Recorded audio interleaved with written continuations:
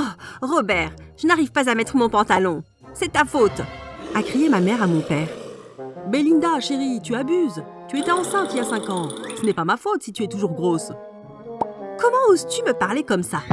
Tu dormiras sur le canapé pendant 1 semaine. » « Super, de toute façon, tu prends trop d'espace dans le lit. » « Viens aussi, Kéra. Tu peux dormir dans le salon comme ça. On peut se faire un château de coussins. Ça va être amusant. » a dit mon père en me souriant mort de rire. Avant que je continue de vous parler de ma vie bizarre, n'oubliez pas d'aimer la vidéo et de vous abonner à la chaîne. Activez les notifications dans les 5 prochaines secondes pour avoir de la chance pendant 1 semaine. Ça marche vraiment. Depuis que je suis petite, ça a toujours été difficile de vivre avec ma mère. En fait, c'était comme une punition. Je me demandais toujours pourquoi je ne pouvais pas avoir une mère aimante et normale qui n'était pas obsédée tout le temps par son apparence. Ma mère avait une taille assez correcte, mais elle sentait que son corps ne redeviendrait jamais normal après m'avoir donné naissance. Après cette horrible expérience, elle a dit ne pas vouloir d'autres enfants. Un seul avait assez fait de mal à son corps. En grandissant, j'ai commencé à comprendre que ma mère n'avait pas seulement honte de son corps, mais elle était aussi jalouse du mien. Ça n'avait aucun sens car je n'avais que 6 ans. À chaque fois qu'on allait acheter de nouveaux habits et que je les essayais dans la cabine d'essai, on aurait dit qu'elle voulait pleurer. « Waouh, ce maillot te va à ravir. Profites-en tant que tu peux. Je ne ressemble plus à rien en maillot. »« Mais non, maman. »« Tais-toi, disait-elle. Et puis tout le monde la regardait comme si elle était complètement folle. Quand j'essayais des robes, des pantalons, des t-shirts ou même des chaussures, on aurait dit que quelque chose de lourd lui tombait sur la tête et gâchait sa vie.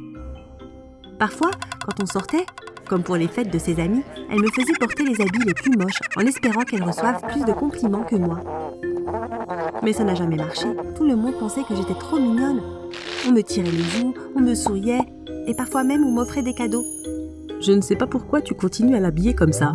Je pense que je devrais m'en occuper moi-même, » a dit mon père un soir. Bon, vous pouvez le deviner, il a dormi sur le canapé 1 semaine de plus.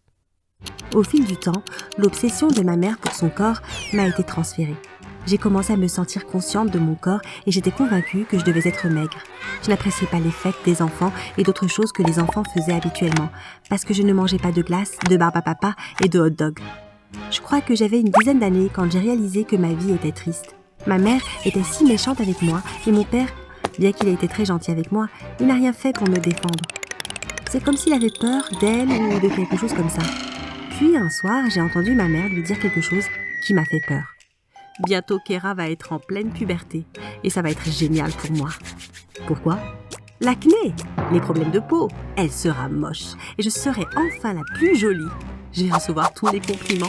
Elle va prendre du poids aussi et je vais m'assurer de ramener de la malbouffe à la maison au moins 4 fois par semaine. C'est vraiment immature, Belinda.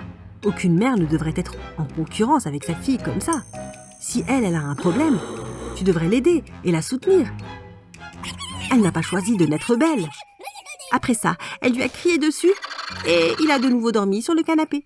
J'avais peur parce que je n'avais jamais pensé que la puberté ruinerait ma peau impeccable. J'ai commencé à effectuer des recherches et j'ai réalisé que si j'avais une alimentation saine et que je buvais beaucoup d'eau, ma peau brillerait. Souvent, les adolescents grossissent parce qu'ils mangent mal. Je ne mangerai jamais de malbouffe, me suis-je dit. Ma mère a commencé à faire semblant de m'offrir des cadeaux quand elle rentrait à la maison le soir avec de la malbouffe. Regarde Kéra, tous ces trucs délicieux. Ces frites sont si bonnes, disait-elle. Elles sentaient vraiment bonnes et souvent j'étais tentée de toutes les manger, mais je disais toujours que j'avais déjà mangé. Après avoir quitté la pièce, je jetais toute la malbouffe à la poubelle et je mangeais de la salade et des fruits. J'ai aussi appris à avoir une bonne routine de soins de peau avant de devenir adolescente. J'utilisais des huiles naturelles et je refusais d'utiliser du maquillage ou des produits chimiques. Quand j'avais 15 ans, j'étais une déesse. Ma peau était éclatante et je n'avais ni boutons ni acné. J'avais également maintenu une silhouette assez saine et ma mère n'avait pas compris mon secret très simple. Je mangeais sainement, je faisais de l'exercice et je prenais soin de ma peau. Je pense que sa jalousie a grandi quand j'ai commencé à ressembler à une adulte. Après tout, je grandissais. Elle a commencé à être très méchante envers moi, de plusieurs façons différentes. Un été, on a décidé de faire du camping. Moi, mon père et ma mère avions chacun une tente différente et on s'est installés dans un camping vraiment agréable. Je me souviens des sons magnifiques de la nature et comment je me sentais en paix les premiers jours.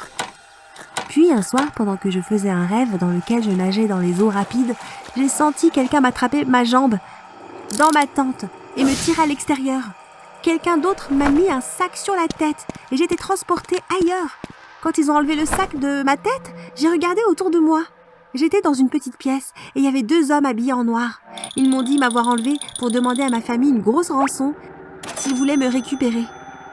J'avais peur et je suis restée dans cette pièce pendant 2 jours.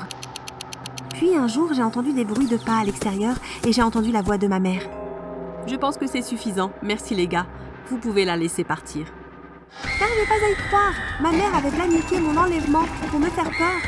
Quand ils m'ont finalement relâchée et qu'ils m'ont ramenée à mes parents, j'étais folle de rage, surtout envers mon père. Tu es horrible. Comment as-tu pu la laisser me faire ça? Tu es pire qu'elle pour n'avoir rien fait. Je ne savais rien, chérie. Elle m'a dit que tu avais rencontré une amie et que vous étiez partis dans un autre camping. Puis je l'ai entendue parler au téléphone et j'ai compris qu'elle m'avait menti. C'est moi qui lui ai demandé à ce qu'elle leur demande de te libérer. Pourquoi tu n'as pas appelé la police pour l'arrêter? Tu es pathétique. Tu laisses cette folle faire tout ce qu'elle veut. Ce soir-là, j'ai fait mon sac et je suis rentrée à la maison. Ma mère semblait contente d'elle. J'avais envie d'aller voir la police ce soir-là, mais mon père m'a convaincue que ma mère avait probablement des problèmes mentaux et qu'on ne devrait pas être trop dur avec elle.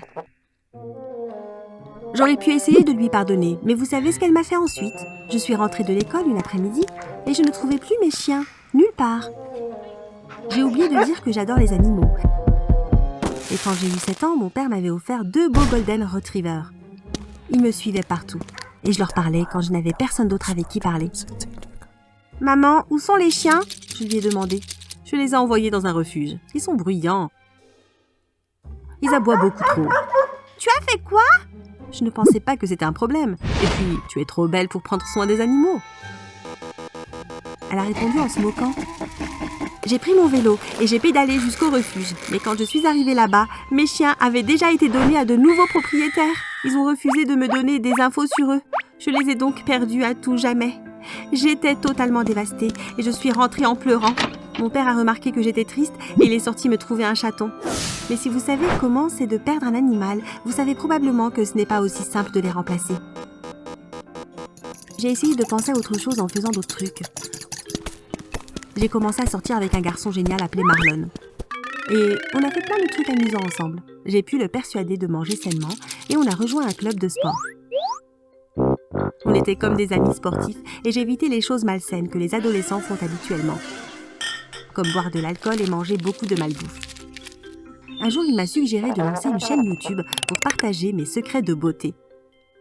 J'ai suivi son conseil parce que ce serait une autre façon de penser à autre chose qu'à mon horrible mère. J'ai alors partagé mes secrets. Les clés pour avoir un corps sain et une peau éclatante et de manger sainement, d'être actif et d'utiliser des produits naturels sur le visage. J'avais enfin une vie heureuse, jusqu'à ce que ma mère découvre Marlon et décide de détruire ça aussi. Elle m'a demandé de l'inviter à la maison pour dîner pour qu'elle puisse le rencontrer. J'ai regardé mon père pour voir s'il pensait que c'était une bonne idée et il a hoché la tête.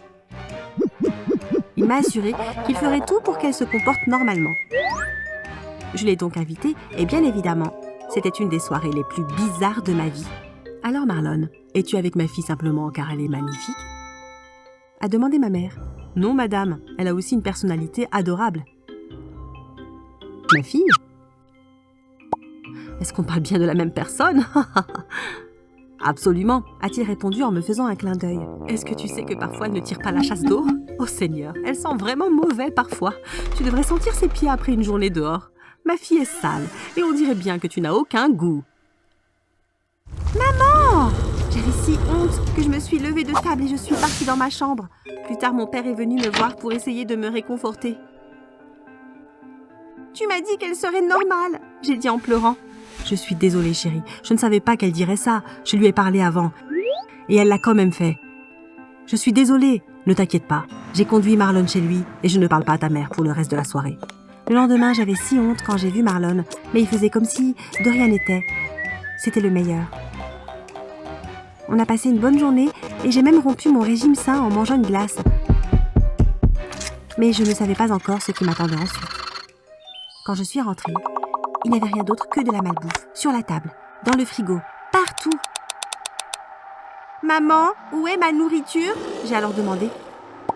J'ai découvert ta petite chaîne YouTube et ton soi-disant secret. Tu pensais pouvoir te moquer de moi et devenir encore plus belle. Eh bien, tu n'es plus autorisée à manger de la nourriture saine. À partir de maintenant, tout ce qu'on aura dans cette maison sera de la malbouffe. Mais je vais suivre tes astuces et manger sainement au restaurant. Mais tu vas devoir te contenter de ce qu'on a ici. Papa, tu vas vraiment la laisser s'en tirer comme ça? J'ai crié à mon père. Il a juste hoché la tête en regardant le sol. À ce moment-là, j'en avais eu assez de ces deux-là. Je suis allée dans ma chambre, j'ai fait mon sac et j'ai quitté la maison. Je suis allée chez Marlon et je lui ai demandé si je pouvais me cacher dans sa chambre. Je suis restée là-bas pendant 2 jours, puis il a craint que ses parents soient accusés d'enlèvement, même s'il ne savait pas que j'étais là. Il m'a demandé d'aller ailleurs, mais je n'avais nulle part où aller. Il m'a donné un peu d'argent et j'ai pris le train pour une autre ville. J'ai traîné un peu partout, j'ai dormi dans la rue et j'ai eu une vie horrible jusqu'à ce que j'en ai eu marre. J'ai décidé de retourner chez moi pour voir si quelque chose avait changé.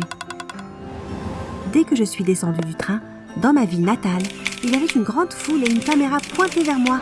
Puis un journaliste a mis un micro en face de ma bouche. « Savez-vous que vous passez sur toutes les chaînes d'infos depuis quelques jours ?» a dit le journaliste. « Non, mes parents me cherchent ?»« Eh bien, votre père, oui. Regardez, il est juste là. » À ce moment, j'ai vu mon père passer à travers la foule. « Chérie, je pensais t'avoir perdue pour toujours. Je suis tellement désolée pour ce qui s'est passé. Tu as été une fille parfaite et je suis désolée de t'avoir donné une mère aussi horrible. On est en train de divorcer et je vais demander ta garde exclusive. On n'aura plus à être proche d'elle. » Vraiment, papa? Oui. Qu'est-ce qui t'a fait te réveiller?